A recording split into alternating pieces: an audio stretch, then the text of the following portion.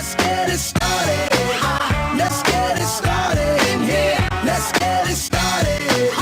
Let's get it started in here. Yeah. The views expressed by J. Michael McCoy are the views of the hosts and guests of Max World Live, and not necessarily the views of Webcast One Live, its staff, its management, the cleaning crew, Dave the electric guy, the guy who cleans the skywalk, the woman who brought in the cookies, the management staff of Hubble Real Estate, the parking lot attendant at Keck Parking, the wait staff over at Miss Kitty's, the coffee crew at Frederick's, the man in the street corner willing to work for food, Rob Spearman, Max Crabb, or anyone else of sound mind. Should you be offended, provoked, intimidated, shocked, confused, or just made to think independently, log on to MaxWorldLive.com right now. It's your voice we want to hear in Max World. And now, live from the palatial studios of Webcast One Live, your host, J. Michael McCoy. All right, thank you very much, Michael Libby. Good afternoon. It is the 9th day of December in the Lord's year 2014. I'm J. Michael McCoy, and what timing we have. We have a Republican expert, not only just in general, but also on health care in the House, as, what's his name, took the stand? Gruber took the stand today out of that embarrassing dual comment he made a few weeks ago about how stupid you and I are. Well, it was made. Not you? Oh, okay. That's right. You voted for Obama, so that makes you smart. Okay. But Ed Brown is here, for CEO of Iowa Clinic, and, of course, Tom Coates. Tell me what's going on this thing today. Well, we've got the Darrell Issa hearings. It's been anticipated. We've got Gruber coming in front of the committee, claiming that he is very sorry about. It wasn't just once, Mac. It was multiple times that he was caught on tape talking about the intentional deception. It had to be done because the American people, they're stupid enough to have the wool pull over their eyes. But we're going to start off here with Ed Brown. And Ed, I'd like to introduce you right out of the chute to the audience. Tell us, now we just mentioned, Mac did, that you're the CEO of the Iowa Clinics. That's a responsible position. But you've been involved in a national trade association. And tell us a little bit about yourself. You're not a doctor. You're an administrator. Tell us how you got to be where you're at and some of your accomplishments. Sure, great. Tom, Mac, great to be back with you. Love you got a great show. Yes, I am the CEO of the Iowa Clinic. It's a large multi-specialty clinic located here in central Iowa. Rather dominant presence here in central Iowa. How many physicians? We have over 150 physicians, 180 providers.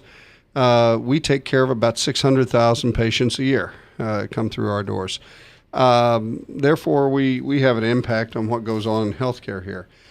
You mentioned that I was the former chairman of the American Medical Group Association in 2009, and that was at the peak of the time when Obamacare was really pushing its way through Congress.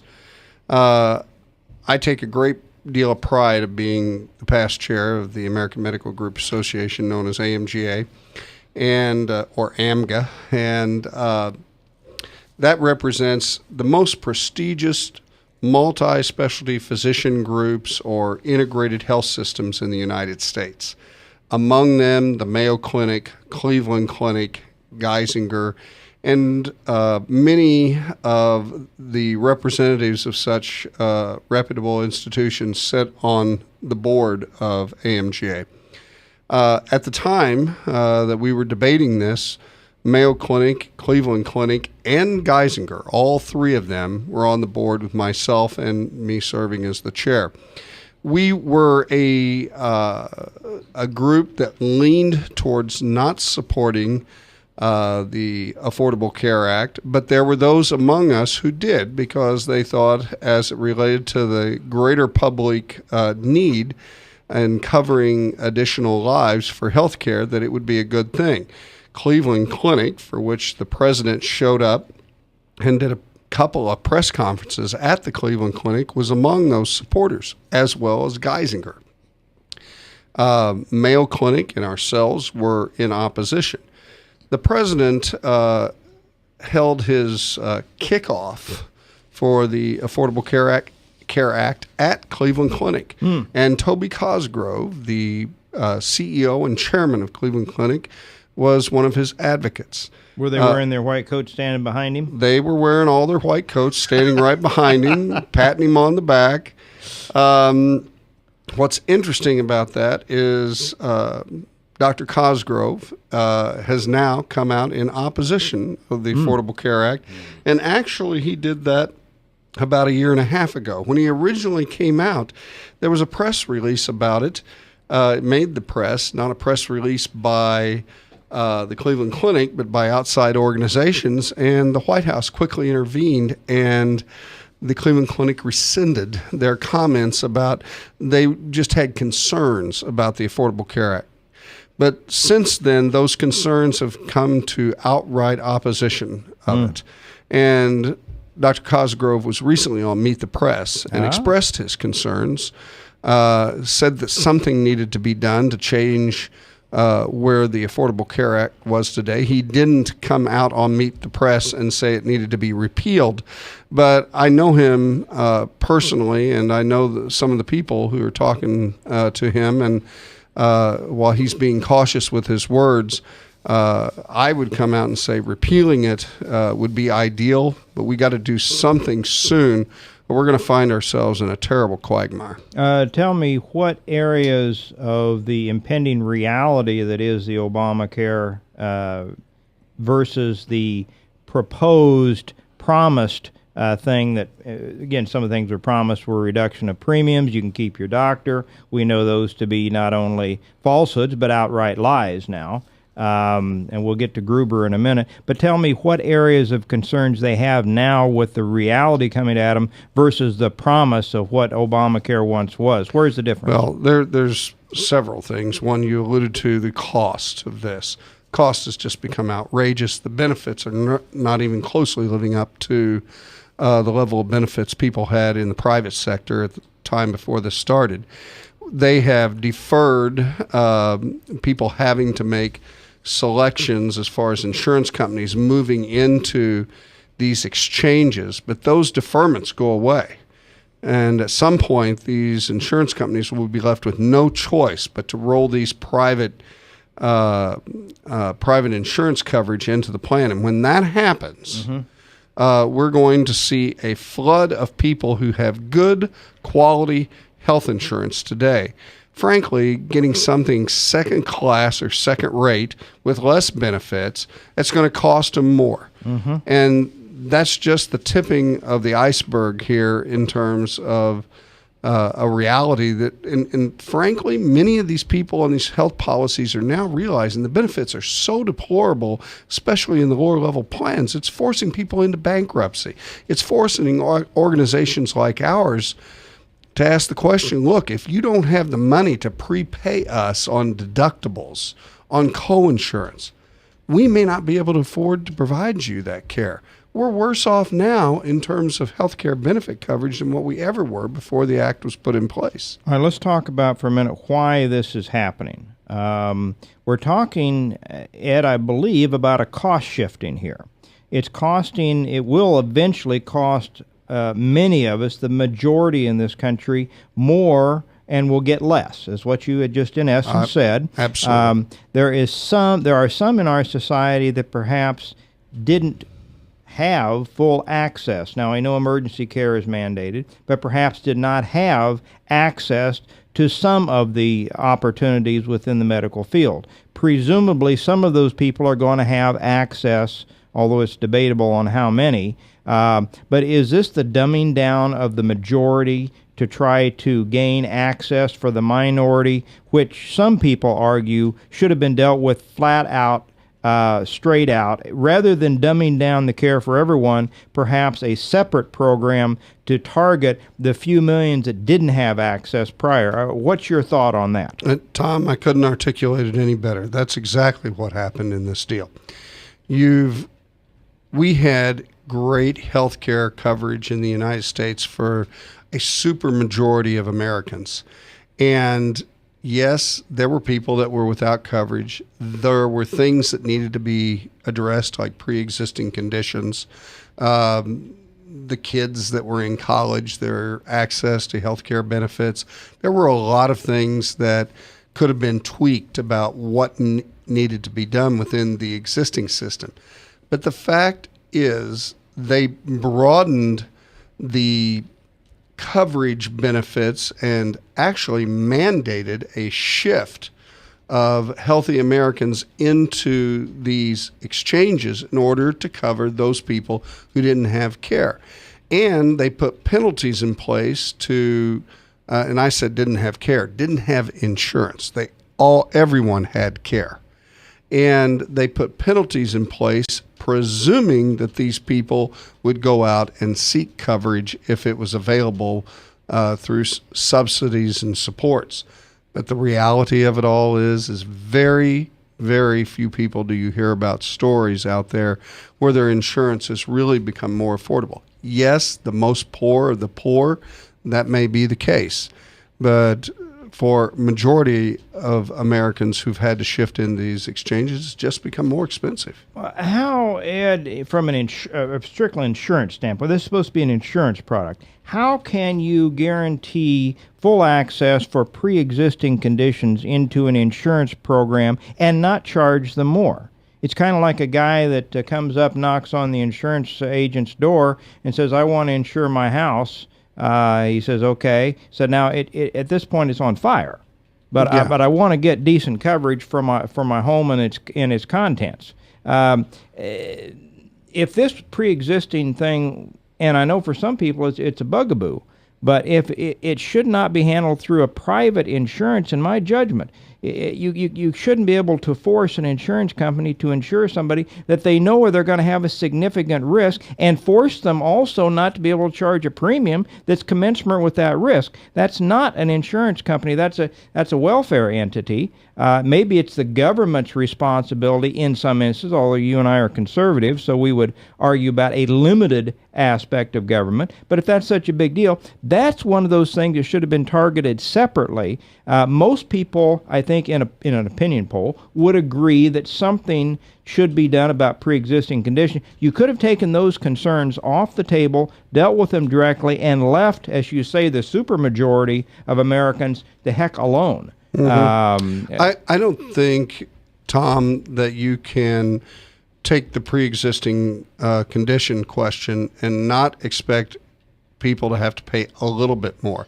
Should most people have to absorb all of that? Absolutely not. It's the principle of insurance that, if you have some conditions that exist for you, you're going to pay a little more. But on the other hand, when you talk about these extreme conditions, that will have to be passed through the entire system. It's naive for any of us to believe that when it comes to financing of anything, that if you have aberrant circumstances that occur, that's not going to be dealt with in part of the premium, the creation of the premium. They carve these pre-existing conditions out, but we've all heard of stories of people being in some deplorable circumstances where both their insurance coverage benefits and the situation that they're in has gotten to the point where they can't afford it. And that's not good, and that's not really what insurance was intended to do. But that's because that's how the system was created. Mac, how much time do we have for the break? We're just about on to the break, and so we'll take a break here. One of the things I want to talk about when we come back, Ed, is Sarah Palin was vilified a few years back when she referred to death panels. I want to visit with you about that and the possible aspect of rationing and the perhaps premature retirement of many of the physicians in this country. I'd like to cover that aspect a little bit with you. You're in a good position to comment on that, too. And I just, when we come back at some point, I'd just like to ask the question, did they know this?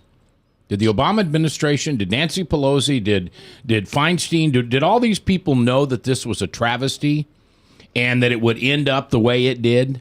Or, in other words, is it, and you don't have to answer it now, but is it malicious or is it simply incompetence?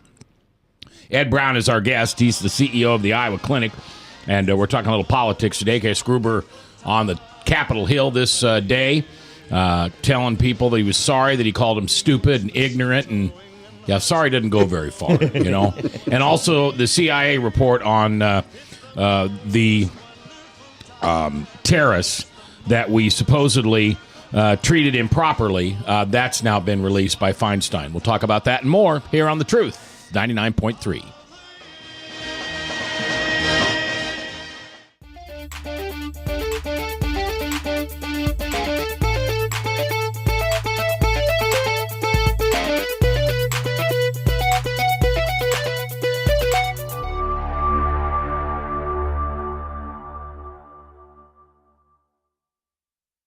Hey, psst.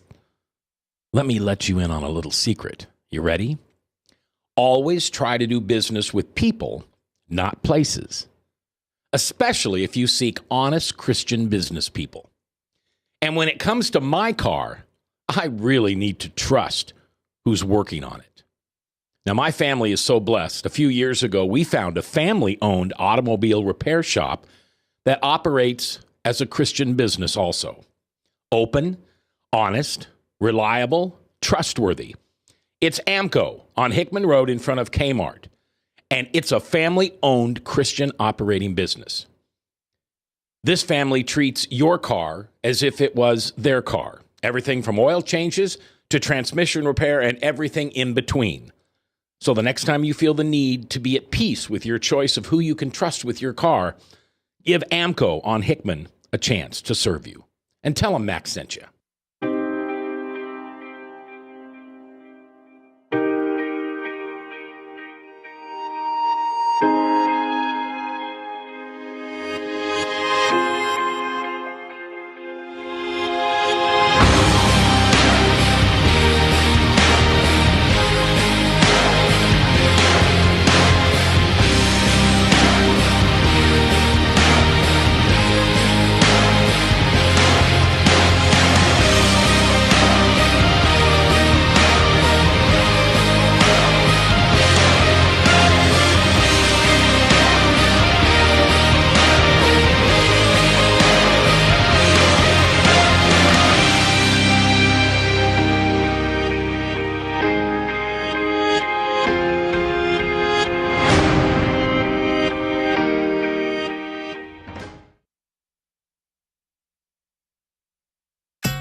Credit cards are like grandkids. They love you, sometimes get out of control, and it's fun to get a new one. Who can stop them from piling on?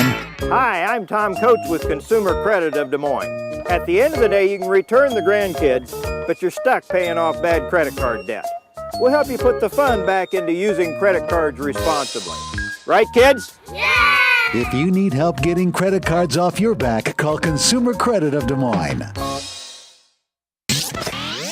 From the RE/MAX Real Estate Concept Studios, this is Webcast One Live.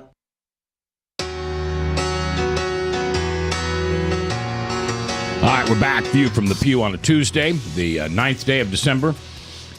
In the Lord's year 2014, I'm J. Michael McCoy. We're blessed to have Ed Brown with us today, the CEO of the Iowa Clinic, and we're going to continue to talk to him about health care. I want to promo tomorrow's show, because tomorrow's show is going to be really good. If you live in the Des Moines Metro, you have seen over the last couple of months these billboards that say, "Godless, so are we," and they advertise the atheist community. And one of the head guys in that group is a guy by the name of Christian Beck. He seems like a nice young man, Iowa State grad. And so I've asked him to come on the radio tomorrow. Now, we're not going to debate. I'm not interested in debating with an atheist. Here's going to be the premise for tomorrow, and I prayed about this a lot, and I think this is the right way to approach it. I am an alien from another planet. However, I am fully human. I have all the senses that we have on Earth, except I don't have a sense of religion, and I don't have a sense of science. I don't need it. It's not necessary where I come from. So I want this nice young man to explain to me why all these people and all these efforts are going towards against this God, this religion, and have him defend atheism rather than me try to defend Christianity, because that's not my pay grade right now. Now, later on, he may come back and we may have a debate. But I need to understand, like a 6-year-old, why it is so important that he points out to people that we're godless. So that's going to be tomorrow's show, and I'm going to pray about it. I've been praying about it for weeks. I want it to be a decent show. I don't want it to be a back and forth, and this Bible verse says this, and well, you're just soulless, and I don't want that. I want to understand who these people are and where they're coming from. So anyway, that's tomorrow. Very good. All right, Tom, continue with your conversation with Ed Brown. Good questions here. All right, Ed, let's go to, again, I mentioned it before the break, Sarah Palin's comment about the death panels, and she was laughed at and ridiculed and vilified by the media.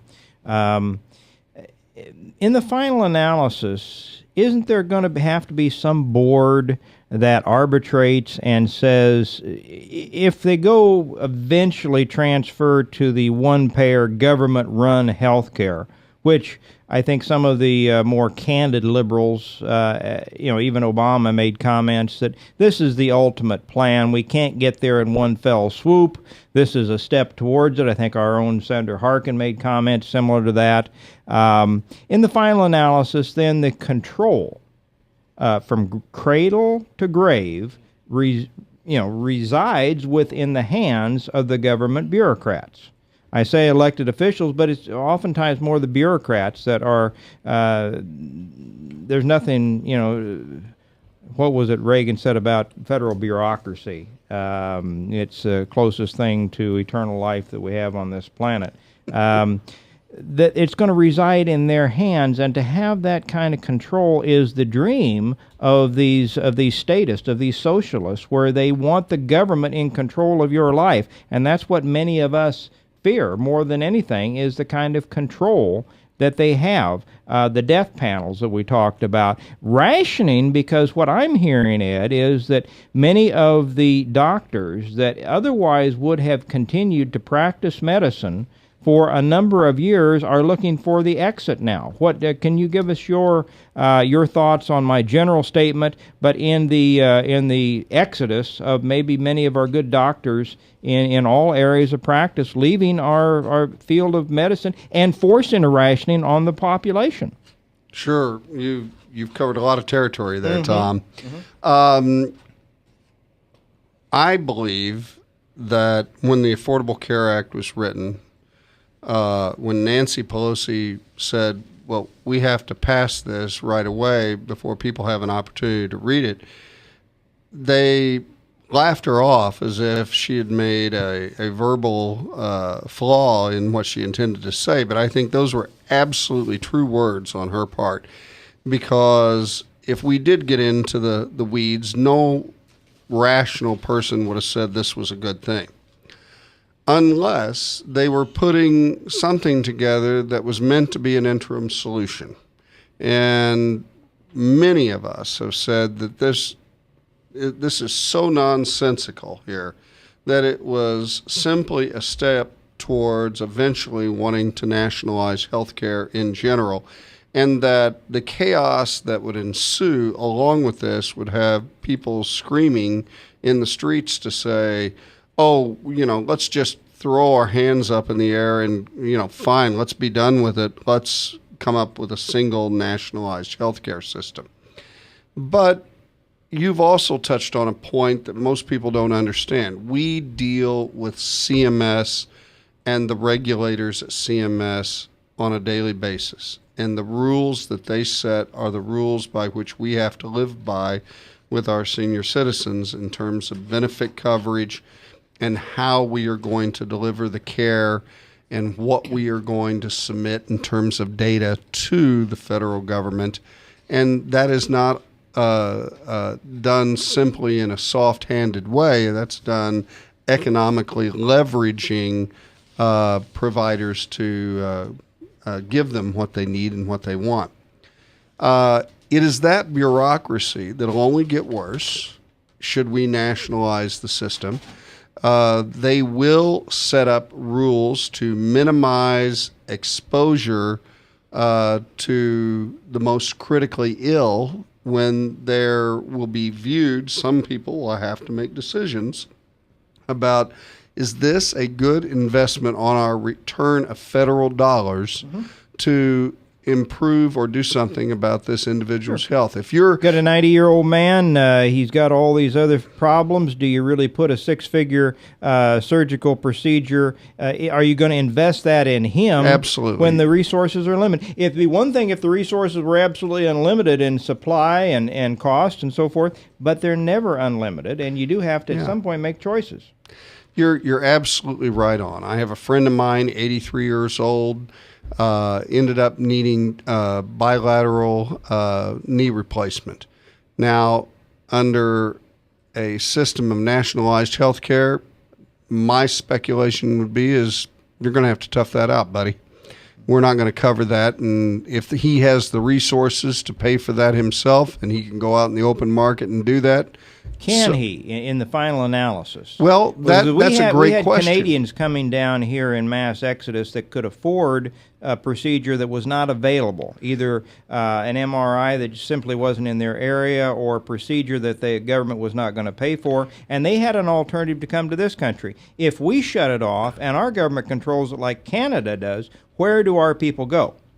You know, that's a great point. Most people don't realize that we do not have the latitude as physicians to provide separate coverage for somebody who's a Medicare beneficiary outside the system, something different than what we do somebody in the system. For instance, if somebody wants to pay us cash and say, hey, I don't want this submitted to Medicare and I want you to do this for me, it's against the law for us to do it. It's also against the law for us to say, you know what, we're not going to bill Medicare for that coinsurance or that copay. Mm-hmm. We're just going to, it's a courtesy visit. Mm-hmm. We don't have to bill. It's against the law for us to do that.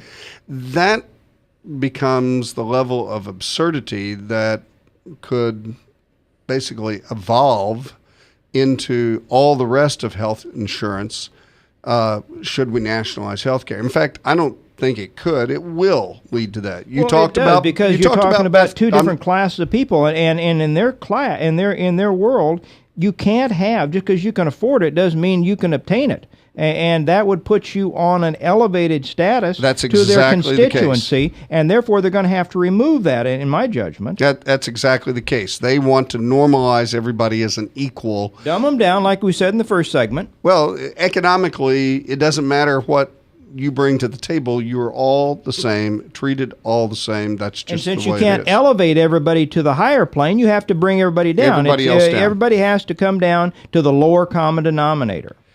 And you asked the question, well, is there an exodus going on in medicine regarding physician retirements?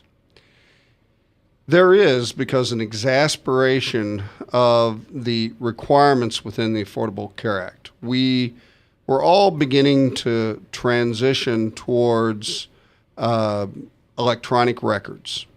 And we were doing that within the free market system and doing it with our own money to try to get prepared for whatever future was available for us out there. The government has now set up measures by which they want us to submit back to them. If we don't submit, we get a reduction in pay.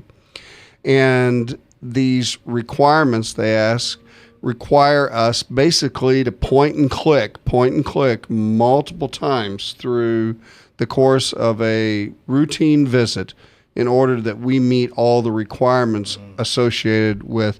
So what they're doing is they're turning doctors simply into clerical performers of medicine so they can get their reports submitted correctly. All right, so you are seeing an exodus of doctors. Therefore, we're going to have, in any market-based system, you've got a supply-demand. The supply of doctors is going to diminish. Therefore, the wait times and the opportunities to get in and see these doctors is going to be increasingly inhibited unless something happens. Now, is our best chance for salvation from this monster, this government takeover of our lives, is our best shot still residing in the Supreme Court?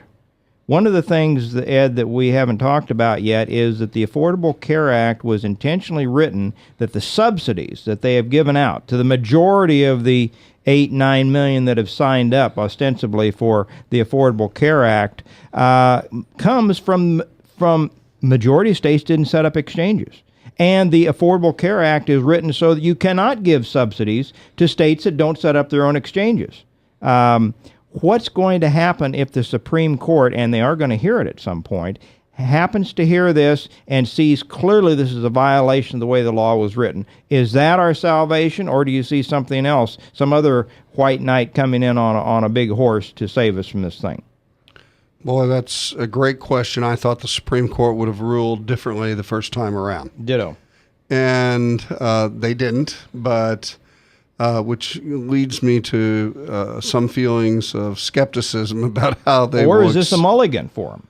This may be a mulligan for them. That's a great point. I am always optimistic, people trying to do the right thing in Washington, but I continue to get disappointed by that, too. We're going to have 54 Republican senators, and we have some dissension going on in the Democratic Party right now. And obviously Charles Schumer from New York being the most visible and vocal about it. Mm-hmm. We even have our own Tom Harkin, who's made a verbal flub by saying, we made a big mistake in passing that. No, I don't know if it was a flub or intentional. Well, he didn't want anybody to hear him say it. Well, Schumer was not covert. He was outspoken. Absolutely. He was outright. What do you make of that? Was that a preparation for a Hillary run at presidency, or was it something more? Well, I think there's two things going on here. One, the Democrats realized that not only did they lose, but they got a real butt whipping. And they've got to back away from this president, and they know that this signature plan of his was a killer. And I think they have to also back away from Harry Reid, and I wonder myself if there's not a challenge afoot to Harry Reid's leadership in the Senate. And this was just the first fire.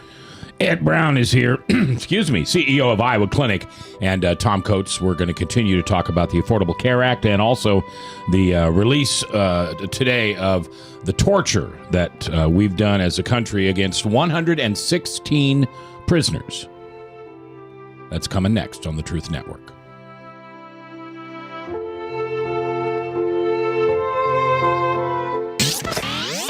From the RE/MAX Real Estate Concept Studios, this is Webcast One Live.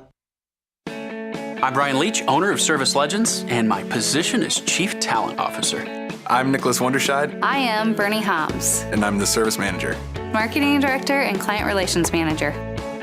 Everything that we do is about ensuring that we exceed your expectations. Our clients are important to us. 100% satisfaction. We're not just focused on heating and cooling. That's the easiest part of our job, actually, is fixing furnaces and air conditioners. Everyone that we come in touch with, we want to improve lives. Bottom line is, we've got our installation guarantees, 25% energy savings guarantee, comfort guarantee, temperature selection guarantee, property protection guarantee. 100% satisfaction guaranteed. Fixed rate or it's free. All of those guarantees are backed up with a 100% money-back guarantee to hold ourselves accountable to making sure that you get what you're after. Just fixing the problem today. If they have another problem 5 days down the road, it's still fixed rate or it's free. We use what's called straightforward pricing. Our technicians are going to give you an exact to-the-penny price on what it's going to take before they move forward with any repair.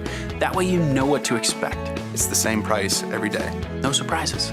If you get off work at 5 o'clock in the afternoon, you come home, you realize that, my furnace is broken. Now you need to call somebody out that night. You shouldn't have to pay more for that. We're guaranteeing service 24/7. We run afternoons, evenings, nights, weekends. We're staffed to work that. Phone rings at 3 in the morning. You'll get one of our representatives answering the phone every time. We're not sending you out to Timbuktu in some call center. It's our Service Legend team members, our mission control team. I'll take a call anytime. And then they answer the phones the same way during the day as they do at night. It's a great day at your service company. How can we make you smile? That's the only way to provide true 24-hour service. When you're able to let somebody actually live in their home safely when they weren't able to do that before, where they don't have to stay up at night and worry about, is the heat going to come back on? Are we going to freeze the pipes? Is the baby in the room next door going to be sick because they got too cold? When you're able to help somebody overcome challenges like that, that's impacting a life. That makes a difference. I get goosebumps thinking about it. I love the team.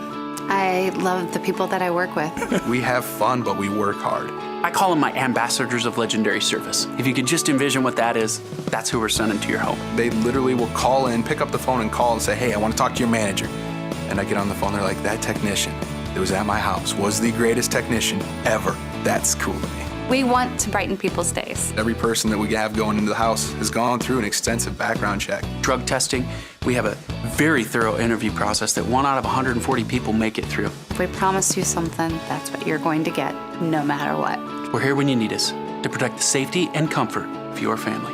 If you're not happy, we're going to make it right. If we're willing to put 100% money back guarantee on what we do, what type of work do you think we do?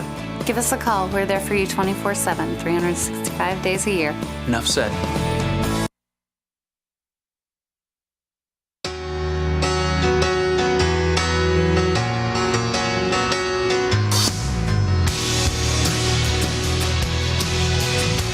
Okay, welcome back.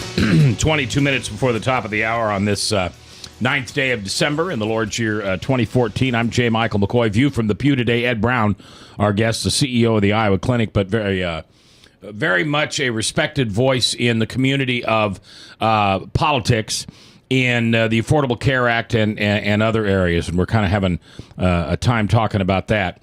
I do want to remind you tomorrow, the head of the atheist group here in central Iowa that put up the billboards, Godless, so are we, will be on the show. And don't tune in for a hot debate. I'm not going to lose my temper. I'm not going to call him names. I'm going to invite him in as a guest into my home. And I'm just simply going to help. I want to understand why it's so important to him and the people that he is a part of that they continue to press a godless society. I don't get it. So we're going to talk about that. Tom Coates in the house today as we continue this discussion on the Affordable Care Act and the impact it's going to have on this country. And what can we repeal it? We were talking earlier, the Supreme Court could chop it down maybe and say it's illegal. We were talking about that, and we can handicap that. I think we were talking off air too, Mac. I think that's the easiest way to put a real, stake in the heart of this vampire that's rising out of the grave is to take away those subsidies that the millions of people that have signed up are counting on, the majority of which are coming from states that never set up their own exchanges, which clearly, even to borrow a little bit from Bruce Braley, a guy that's never been to law school, it's clear to me that this is not legal what they're doing. Now, the Supreme Court, I'm again, maybe I'm like you, Ed. I'm an optimist. I would have bet 5-1 the Supreme Court would have knocked it down the first time, and yet they found a way to call it a tax. Which it was never sold as a tax. In fact, it was sold Just directly as not a tax. Yeah. Now, Gruber comes out and he says some things in some recorded sessions. Obviously, he's a very egotistical fella. He sucked off the public. We paid him $400,000 for his work in the Barack Obama's Affordable Care Act. He's made millions elsewhere as a consultant and an architect for some of these things, although he resisted telling the committee under oath today how much he'd actually made. We will see some of the excerpts coming out of his testimony, but he said in essence that this was a deception practiced upon the American people. Stupid American people. Yes, and this is an opportunity, Ed, we were talking off mic about the Supreme Court. Now, they're supposed to be above public sentiment, but they have clearly seen through the polls, through the election in November, that the American people are rejecting much of this. Now, they've got an opportunity in Gulf language for a mulligan. They've got an opportunity for a do-over, and they could get this thing. You as a handicapper would say what? What are the chances of this happening? Boy, I think we have at least 2 Supreme Court justices who will fall on the knife to keep it. And I think you have at least 2 more that are bubbles. But I don't disagree with your assessment about Kennedy. And I'd like to believe that the Chief Justice will look himself in the mirror and reassess what his first vote was on this. Yes. And so would you say that we had at least an even chance to kill this thing? I'd say I'll give you an even chance. As we were saying off air, once bitten, twice shy. Mm-hmm. I had maybe put overly too much emotion on the first ruling. It was to me, so obvious that where it needed to land, I didn't count on people redefining terms the way they did to come up with some rationalization why it should stay. I was so disappointed with Chief Justice John Roberts on that I would have given heavy odds that he would have done the right thing. It just shows you. I mean, but I'm once again optimistic. I would go maybe even 60-40 that it is such a clear-cut case that we can get a majority of Supreme Court to say, no, you're in violation of the act, and kick it down and put it in a position where they can go ahead and stomp on this thing. You know, Tom, I think I'll agree with you on this one, but you and I have always had some great debates about, and the problem with this is we're always debating but agreeing with one another. So we'll have to wait and see. Well, you've been very prescient on some of your calls. We've all made some mistakes. Newt Gingrich being one, I remember. Yeah. But you regretted that one. But Joni Ernst, you called that right. My hat's off to you and Governor Branstad both early on calling her the one to go with. So this is not a dumb guy either. We all make mistakes, but he's no dumb guy. Probably, and not really lucky either. He's probably no. pretty smart. I think the probability is that he's going to be right more often than he's wrong. Mac, what do you want to wrap the issue up and then move on to your other one? I want to try. I want you to talk to me like I'm a 6-year-old. If I have a grandson, Luke. Very important to me. He's 14. What kind of world is he going to have when he's 34? 20 years from now, when he's out of college and married and has a couple of kids, is the whole idea of George Orwell's 1984 going to be the case in 2034? Whenever I step back and I look where we are with our debt, when I look at where we are not answering the real issues of America, and when we find it's more important to lift up celebrities and their silly situations that they create for themselves than to deal with the hard issues that this country needs to talk about and figure out solutions to build upon, I'm as frightened as you are about the future of this country. We have an opportunity right now. We have to do something, and people need to get engaged. I'm very passionate about it. I am an optimist because I do believe this is the greatest country in the world.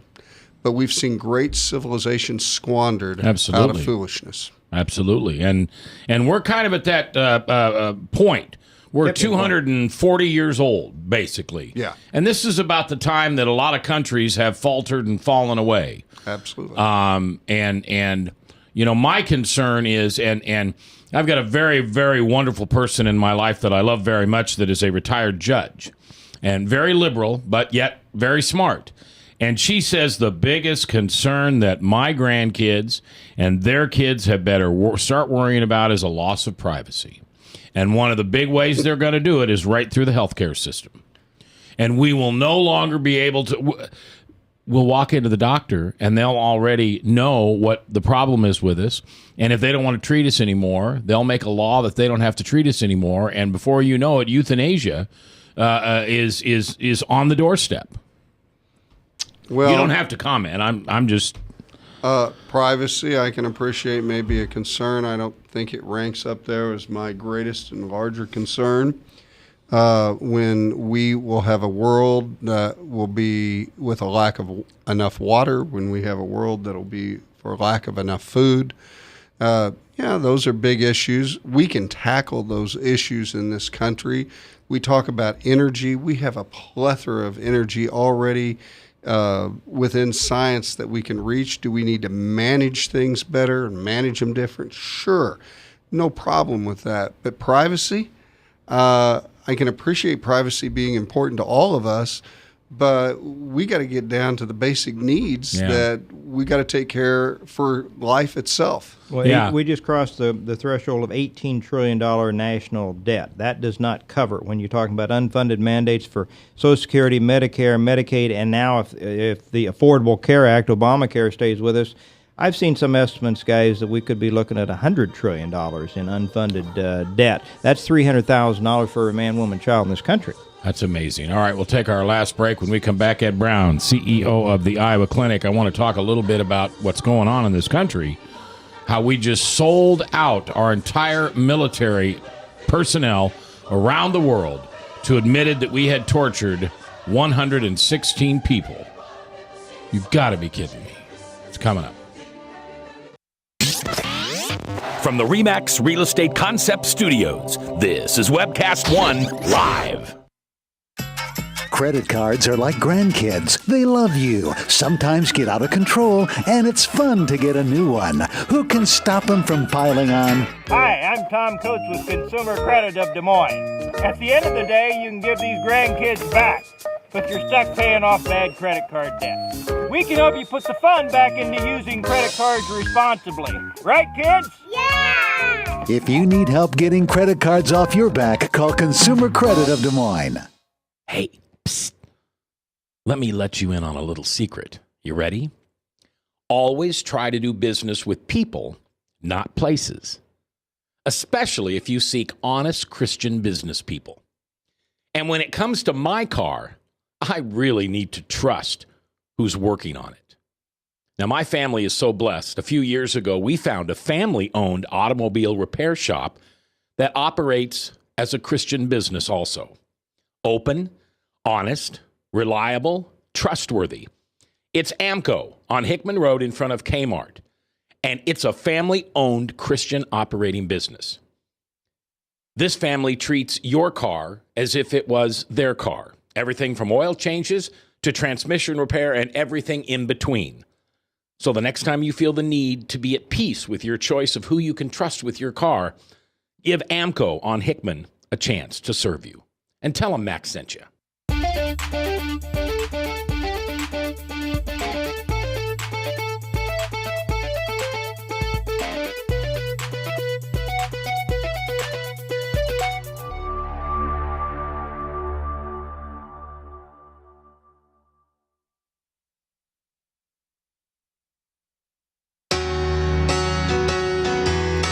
All right, welcome back, 10 before the top.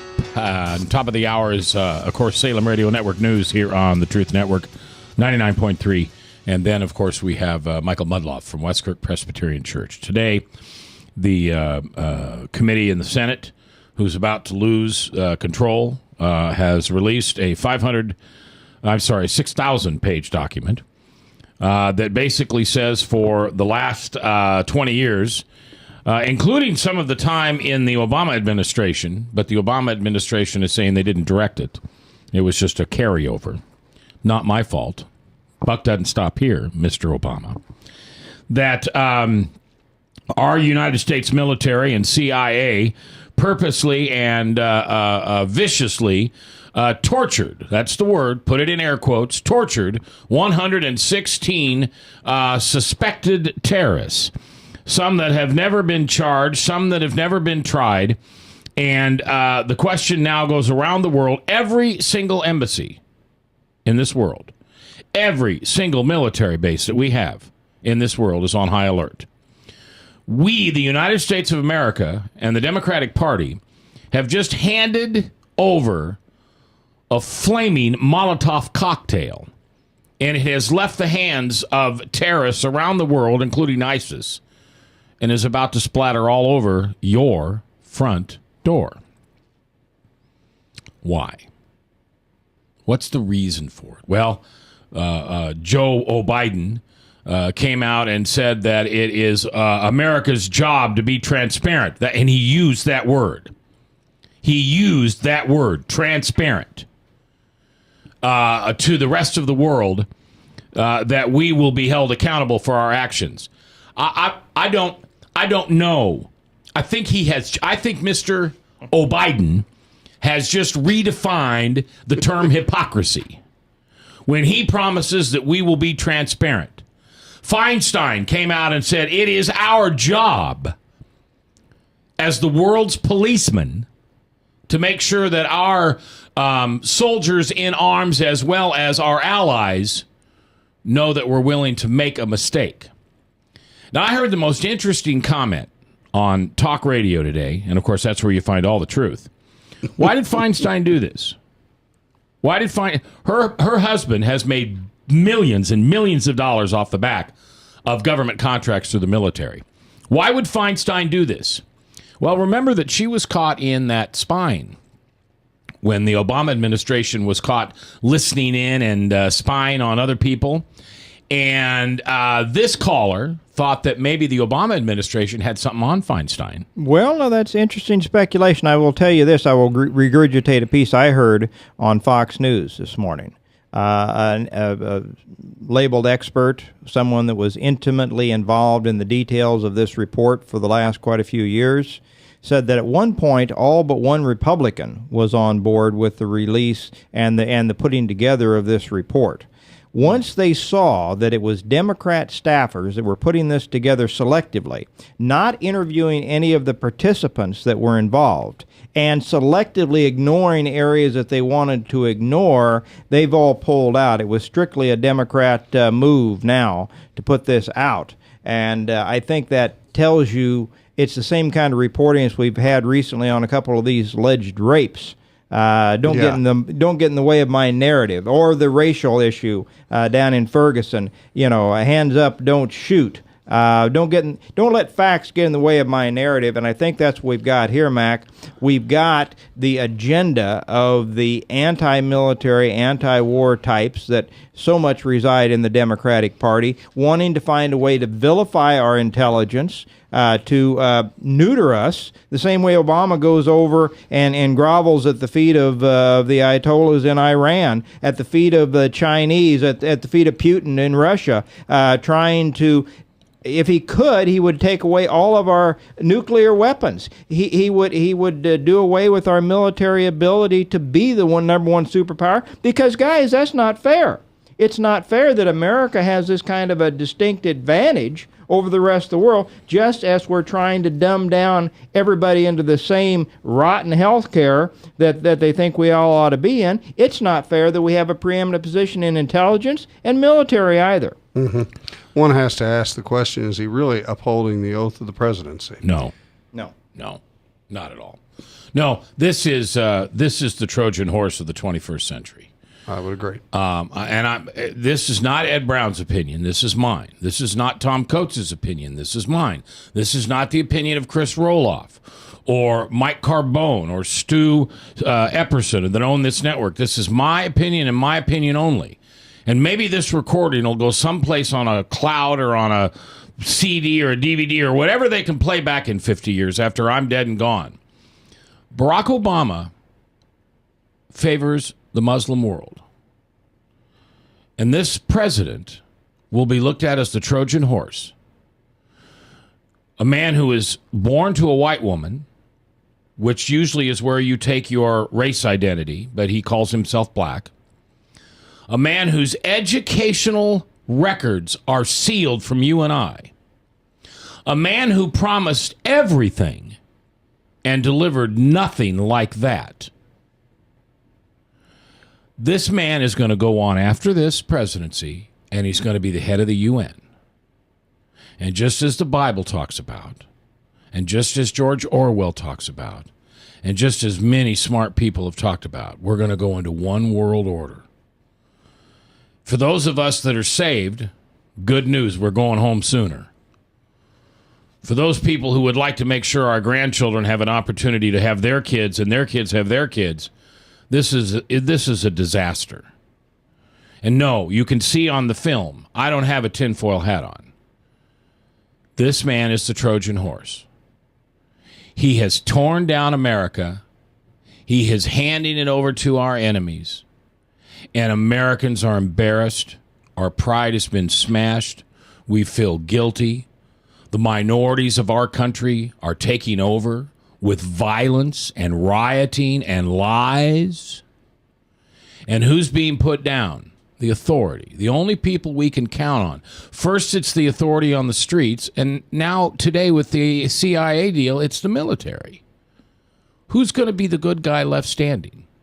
It'll be Barack Obama when he steps up and takes over the UN, and there will be a crippled, one-legged, one-eyed, busted wing golden eagle with our hands out saying, Lord, who's going to help us now?